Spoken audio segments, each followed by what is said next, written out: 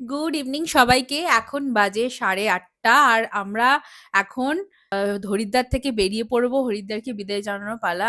11:16-তে আমাদের মাসুরি এক্সপ্রেস আছে হরিদ্বার থেকে, যেটা কালকে আমাদের 7:30টায়, মোটামুটি 7:30টায় পৌঁছে দেবে দিল্লি। তা আমাদের হরিদ্বারের পরে নেক্সট স্টপ হচ্ছে দিল্লি। তা আজকে আমরা বেরোচ্ছি এখান থেকে দিল্লির জন্য। তো এই ভিডিওটা শুরু করছি। যদি প্রথমবার এই চ্যানেলটা পেয়েছো তো অবশ্যই চ্যানেলটাকে সাবস্ক্রাইব করে দিও। আমরা এখানে খুব মজার মজার ভালো ভালো ভিডিও বানাই। আর ভিডিও যদি ভালো লেগে থাকে অবশ্যই একটা লাইক করে দিও। তো চলো দেরি না করে ভিডিওটা শুরু করা যাক। আমরা মোটামুটি 7:30টার সময় আমাদের হোটেল থেকে চেক আউট করে টোটো বুক করে আমরা চলে গেলাম স্টেশন। আমাদের হোটেল থেকে স্টেশনের দূরত্ব ছিল মাত্র 7 মিনিট, তাই জন্য খুব তাড়াতাড়ি আমরা চলে এসেছিলাম। আর ওয়েটিং টাইমটা অনেকটা বেশি ছিল বলে আমরা এসি ওয়েটিং রুমে ওয়েট করছিলাম। তারপরে একদম রাইট টাইমে আমাদের ট্রেন চলে আসে। একটা কথা তো তোমাদের বলতে ভুলেই গেলাম যে এই ট্রেনেও কিন্তু আমরা ফার্স্ট এসি বুক করেছিলাম, যাতে সন্দেশকে নিয়ে আমাদের কোনো অসুবিধা না হয়। তো এর আগে যখন আমরা হরিদ্বার আসছিলাম তখন আমরা পেয়েছিলাম 2টো বার্থের কূপ, এবার ছিল 4টে বার্থের কূপ। আর লাকিলি লোয়ার বার্থে পেয়েছিলাম। সেদিনকে তো শুয়ে পড়লাম ট্রেনে উঠে। তারপরে সকাল সকাল আমরা একদম রাইট টাইমে পৌঁছে গেছিলাম দিল্লি। আর দিল্লিতে আমাদের হোটেল ছিল পাহাড়গঞ্জে লারোই হোটেল। এটা ছিল ওনাদের ভেতরের ইন্টেরিয়ার। আর চলো এবার চটপট করে তোমাদেরকে আমাদের হোটেল রুমটাও দেখিয়ে দিই। এই হোটেলে আমরা নিয়েছিলাম স্যুট রুম। আমাদের রুমের পার ডে কস্টিং তোমাদের সাথে স্ক্রিনে শেয়ার করে দিচ্ছি। বাট একটা ছোট্ট সাজেশন তোমাদের দেবো, তোমরা যদি দিল্লি আসছো এই পাহাড়গঞ্জে হোটেল নেওয়াটা অ্যাভয়েড করতে পারো, বিকজ এটা প্রচণ্ড কনজাস্টেড এলাকা। আমাদের কিন্তু পরে অনেক ক্যাব ড্রাইভাররা বা অটো ড্রাইভাররা সাজেস্ট করেছিল। এই হোটেলটা তোমরা মোটামুটি ভালো, কিন্তু সার্ভিস খুব একটা ভালো না। আমাদের চেক ইন ছিল কিন্তু 11টার সময়। আর আমরা যেহেতু 8টায় পৌঁছে গেছিলাম বলে আমরা লাগেজ রেখেই একটু ফ্রেশ হয়ে আমরা বেরিয়ে পড়লাম সাইট সিইং করার জন্য। আমাদের আগে থেকেই কিন্তু গাড়ি বুক করা ছিল, আর একটু পরে তোমাদেরকে গাড়ি ডিটেলসটাও শেয়ার করছি। তো সকালবেলায় আমরা হরিদ্বার থেকে দিল্লি চলে এসেছি, আর সবকিছু তোমাদের সাথে ক্লিক অ্যান্ড বিটস শেয়ার করলাম। পুরোপুরি ফর্মালি ব্লগটাকে শুরু করতে পারিনি, তো এখন তোমাদের সাথে ব্লগটা ফর্মালি শুরু করছি। এবারে আজকে খাওয়া দাওয়ার কম, আজকে একটু ঘোরার ভিডিও, যেহেতু আমাদের সাইট সিন আছে। আমরা একটা গাড়ি বুক করেছি, গাড়ি ডিটেলস তোমরা স্ক্রিনে দেখতেই পাচ্ছ। গাড়িটা আমাদেরকে মোটামুটি সব জায়গা ফেমাস দিল্লির ঘোরাবে। তো এখন ফার্স্ট স্টপ আমাদের হলো এই যে পেছনে দেখতে পাচ্ছ ইন্ডিয়া গেট, আর পেছনে শাহিদ মিনার। যেখানে আমাদের 35 মিনিটস দিয়েছে, 35 মিনিটসের মধ্যে আমাদের পুরো ঘুরতে হবে। তো চলো এবার কথা কম বলবো, এবার আস্তে আস্তে আমাদের সাথে তোমরাও করে নাও দিল্লি ভ্রমণ।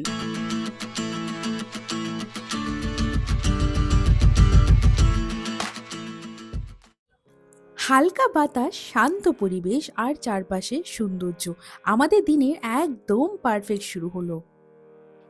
এই স্মৃতিস্তম্ভটি কিন্তু আমাদের দেশের বীর সৈনিকদের স্মরণে নির্মিত করা হয়েছে। সন্ধেবেলায় আলো জ্বলে উঠলে এর সৌন্দর্য আরও বেড়ে যায়। এবার চলো আমরা এই টানেল দিয়ে সোজা চলে যাব ইন্ডিয়া গেটের একদম কাছাকাছি। এই টানেলটা কিন্তু একটা ছোট্ট মিউজিয়ামও। এই যে দেয়ালে তোমরা যে ছবিগুলো দেখতে পাচ্ছ, এইগুলো কিন্তু দিল্লির ছোট ছোট হিস্ট্রি আমাদেরকে বলে দিচ্ছে। দেখো একদম আমরা কাছাকাছি পৌঁছে গেলাম। আর এখানকার পরিবেশ কিন্তু সম্পূর্ণ আলাদা। এখানে কিন্তু তোমরা ভিন্ন দেশের লোকেদেরকেও দেখতে পাবে। সবাই কিন্তু এখানকার পরিষ্কার পরিচ্ছন্ন আর এই শান্ত পরিবেশটাকে বজায় রেখেই কিন্তু ঘোরাফেরা করছিল। ওখানে কিন্তু তোমরা ছবিও তুলতে পারবে। ওখানে প্রচুর ক্যামেরাম্যান ঘুরে বেড়ায়। আর হ্যাঁ, আরেকটা জিনিসও বলবো, এখানে কিন্তু প্রচুর স্ক্যামারও ঘুরে বেড়ায়, মানে ঠকবাজও ঘুরে বেড়ায়। তো সেদিক থেকে কিন্তু সাবধান। তারপরে আমরা চলে গেলাম রাষ্ট্রপতি ভবনের দিকে। তো এইখানে তো ছবি তোলা একদমই অ্যালাউ ছিল না, কিন্তু আমাদের ড্রাইভার মশাই বললেন যে একটা পার্কিং লট আছে, যেখানে দাঁড়িয়ে আপনি পুরো ছবিটা ক্যাপচার করতে পারবেন প্লাস ভিডিও করতে পারবেন। তাই জন্য উনি আমাদেরকে ওই স্পটটায় নিয়ে গেলেন, আর আমি ওখান থেকে তোমাদের জন্য তুলে ধরলাম রাষ্ট্রপতি ভবনটা। দূর থেকেই ঠিকই যতটুকু আমার ক্যামেরা ক্যাপচার করতে পারলো, আমি সেই ছবি আর ভিডিও তুলে নিলাম। তো চলো, এইখানে তো আমাদের কাজ কমপ্লিট। এবার আমরা চলে যাব নেক্সট স্পট কুতুব মিনারের দিকে। তো কুতুব মিনার পৌঁছতে পৌঁছতে আমাদের একটু দুপুর হয়ে গেছিলো, খিদেও পেয়ে গেছিলো। তো ওখানে একটা ছোট্ট রেস্টুরেন্ট ছিল, ওখানে আমরা একটুখানি লাঞ্চ করে টিকিট কেটে ঢুকে পড়লাম। একটা কথা আমি তোমাদের বলে দিই, এখানে কিন্তু সব জায়গায় টিকিট কাটার জন্য তোমরা যদি লাইনে দাঁড়াতে না চাও, কিউআর স্ক্যানার আছে, সেটা দিয়ে কিন্তু তোমরা অনলাইন পেমেন্ট করে তোমরা ঢুকে পড়তে পারো। সেটাতে কিন্তু টাকাটা সামান্য একটু কম পড়বে।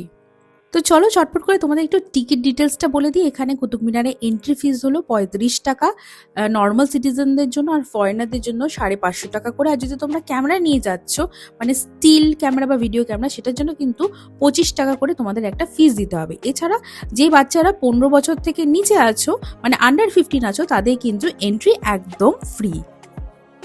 তো চলো এবার আশপাশটা একটু ঘুরে দেখা যাক। এটা কিন্তু আমাদের ইন্ডিয়ার সবচেয়ে লম্বা একটি মিনার, আর এটার আর্কিটেকচারটাও কিন্তু খুব ইমপ্রেসিভ।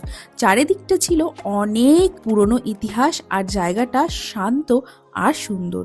ফটো তোলার জন্য কিন্তু একদম পারফেক্ট জায়গা। আর যারা হিস্ট্রি লাভার আছো আমার মতন, তাদের জন্য কিন্তু দিল্লি আসলে অবশ্যই মাস্ট ভিজিট একটা জায়গা। আরেকটি কথা, দিল্লিতে কিন্তু বেশিরভাগ এরকম মনুমেন্ট কিন্তু শুক্রবার করে বন্ধ থাকে। তো চলো এখানে তো আমাদের দেখা শেষ, এবার আমরা সোজা চলে যাব আমাদের নেক্সট স্পটের দিক। আমাদের নেক্সট স্পট ছিল লোটাস টেম্পল। আর লোটাস টেম্পলে কিন্তু কোনো এন্ট্রি ফিজ নেই, এন্ট্রি একদম ফ্রি। লোটাস টেম্পল কিন্তু সব ধর্মের মানুষের জন্য খোলা আছে, আর আমরা ভেতরে গেলাম, সেটা একটা আলাদাই কিন্তু একটা শান্তি আমরা অনুভব করতে পারলাম।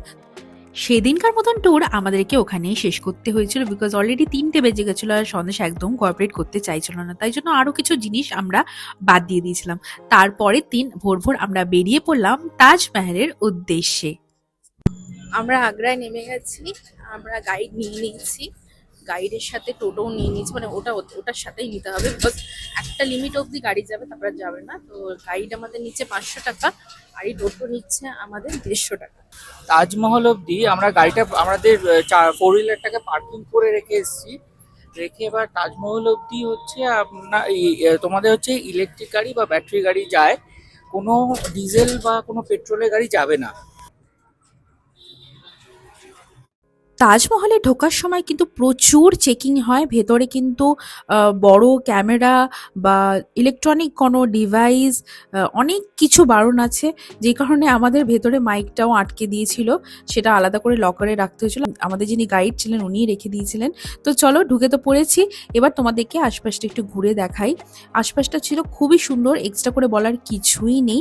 জাস্ট কিছু কিছু ইনফরমেশন আমি তোমাদের এখানে দেবো। যেরকম ঢোকার মুখে তোমরা দেখবে প্রচুর ফটোগ্রাফাররা দাঁড়িয়ে থাকে, যারা তোমাদের অ্যাপ্রোচ করবে ফটো তোলার জন্য, অ্যালবাম বানানোর জন্য।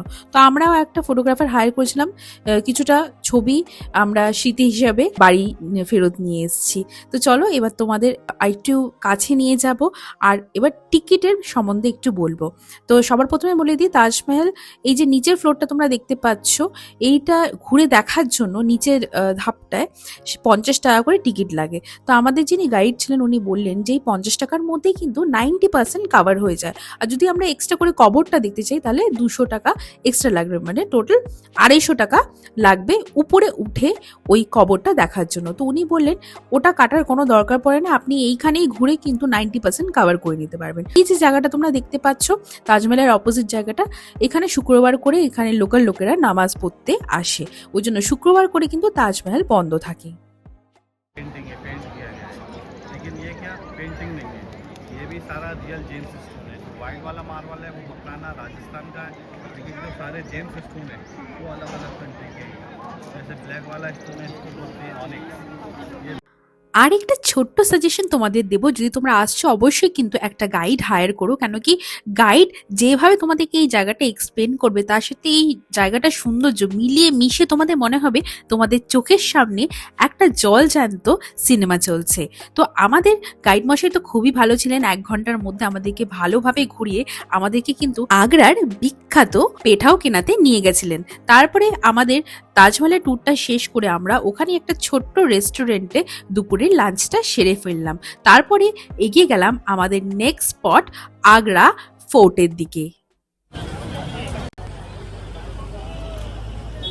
টিকিট কাউন্টারের কাছে তোমরা এরকম লাইন দিয়ে অনেক স্ক্যানার দেখতে পাবে, স্ক্যান করে তোমরা অনলাইন টিকিট কেটে নিতে পারো।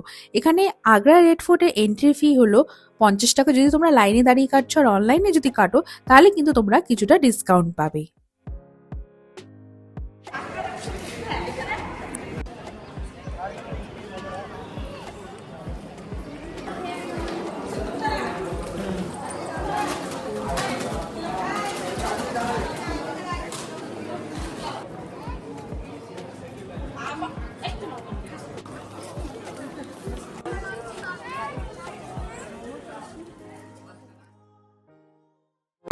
লাল পাথর দিয়ে তৈরি এই ফোর্টটা মুঘল ইতিহাসের একটা বড় চিহ্ন।